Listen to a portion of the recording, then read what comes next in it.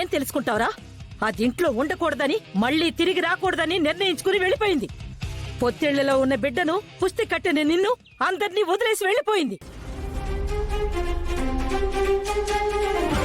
అప్పటినుంచి వాడు కుక్కపట్టి ఏడుస్తుంటే ఇదిగో ఈ అదితి దేవతలా వచ్చి సహాయం చేసింది.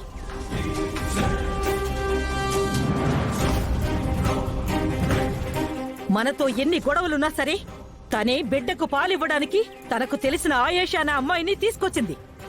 ఆ అమ్మాయి పైన బిడ్డకు పాలిస్తుంది.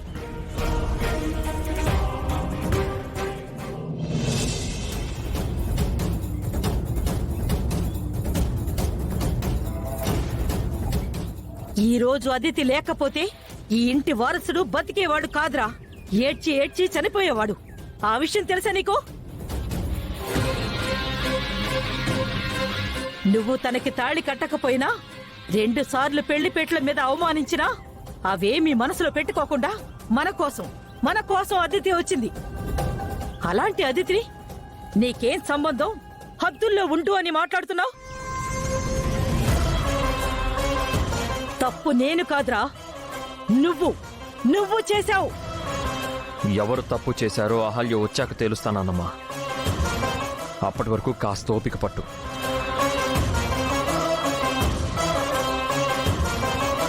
సరేరా, ఈ గొడవ ఇంతటితో వదిలేయండి.